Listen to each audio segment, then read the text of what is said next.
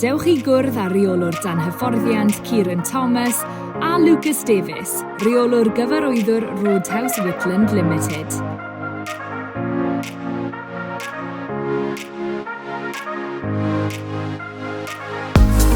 Gofynnir cyfres o gwestiynau iddynt ynglŷn â raglen Twf Swyddi Cymru Plus.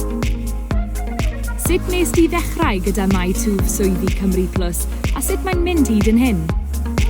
Dwi'n wedi bod yma syns mis Ionawr. Cyn dod yma, o'n i yn y ysgol. Dwi'n mwynhau gweithio yma achos mae pobl yn helpu fi, yn dysgu pethau yn bob dydd. Dwi'n hoffi rhoi cyfle i pobl ifanc iddyn nhw i dysgu sgiliau ac i gallu ennill bach o arian a rhoi nôl i'r industry hefyd. Pa fath o bethau wyt ti'n ei wneud yn y gwaith o ddydd i ddydd?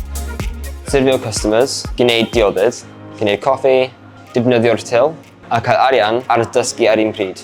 Mae bach mwy amser i ni traino'r staff without the financial burden. Mae pawb yn lyflu a dwi'n cael llawer o brofiad.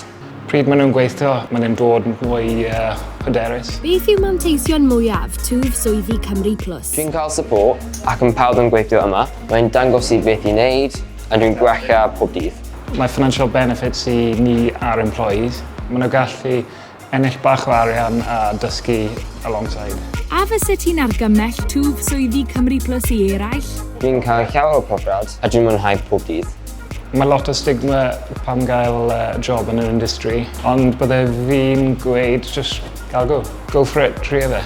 Neidia ymlaen i'r rannau da gyda Twf Swyddi Cymru Plus.